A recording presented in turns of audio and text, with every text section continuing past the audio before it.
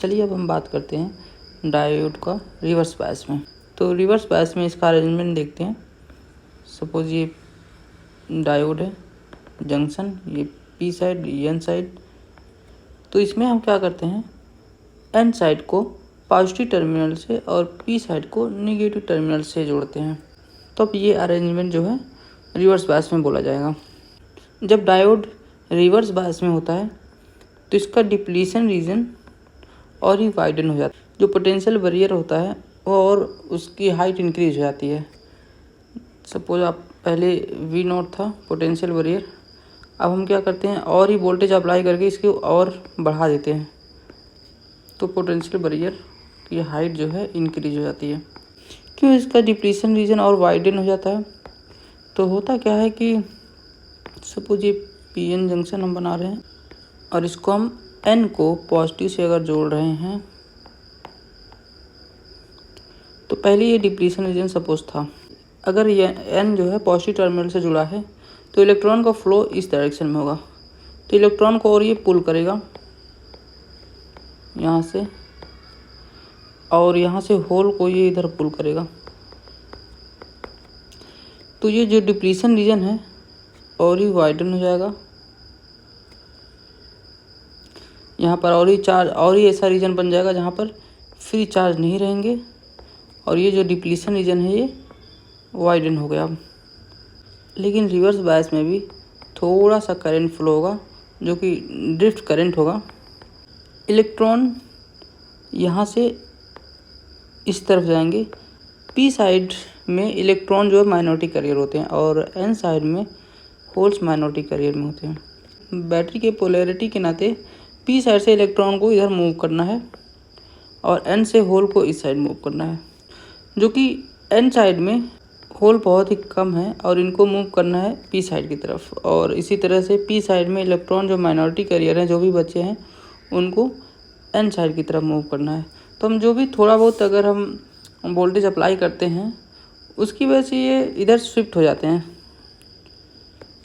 Electron इस side और whole इस साइड, जिनकी वजह से बहुत ही थोड़ा करंट होता है जो कि माइक्रो एम्पियर्स में होता है। अगर फॉरवर्ड बायस में देखें तो वहाँ पर यही करंट मिली एम्पियर्स में होता है। मतलब रिवर्स बायस में जो करंट जो है वो थाउजेंड्स टाइम कम हो जाते हैं। और ये जो करंट फ्लो होता है ये वोल्टेज अप्लाई जो करते हैं उस पर डिपेंड नहीं करता है। अगर आप वोल्टेज जो अप्लाई किए उसको इंक्रीज़ करते जाएंगे तो एक टाइम आएगा कि ये काम करना बंद कर देगा, ये जल जाएगा, ये बर्न हो जाएगा। लेकिन कुछ डायोड होते हैं जो रिवर्स बायस में भी काम करने के लिए बनाए जाते हैं, जिनको हम आगे डिस्कस करेंगे, जैसे जेनर डायोड हो गया। डायोड का वर्किंग हम इस डायग्राम से समझते हैं। ये करंट, ये वोल्टेज। फॉरवर्ड बायस में जब हम वोल्टेज अप्लाई करना स्टार्ट करते हैं पोटेंशियल बैरियर के नाते वो तो नहीं काम करते हैं। ज्यों ही पोटेंशियल बैरियर को क्रॉस करते हैं त्यों ही करंट फ्लो होना स्टार्ट हो जाता है।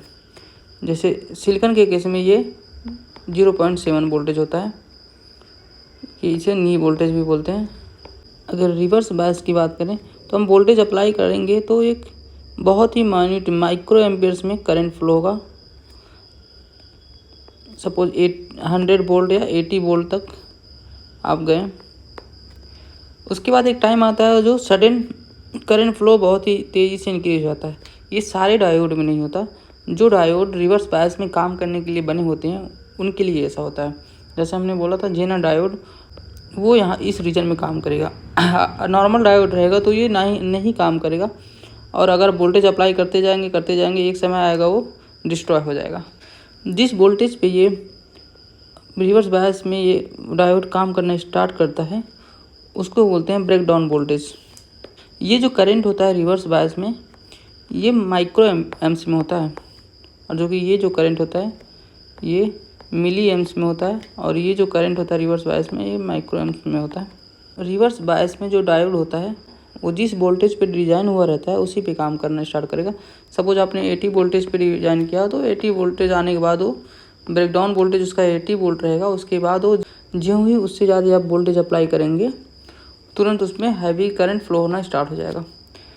अगर आपने 100 पे वोल्टेज के लिए डिज़ाइन किया तो 100 वोल्ट से ज़्यादा जो ही आप अप्लाई करेंगे वोल्टेज वो करंट फ्लो होना स्टार्ट हो जाएगा। तो हमने रिवर्स बायस में डायोड को देखा और उसका VI कैरेक्टरिस्टिक भी देख लिया। आगे लेक्चर में हम जेनर डायोड के बारे में या रिवर्स बायस में जो भी डायोड काम करते हैं उनके बारे में बात करेंगे।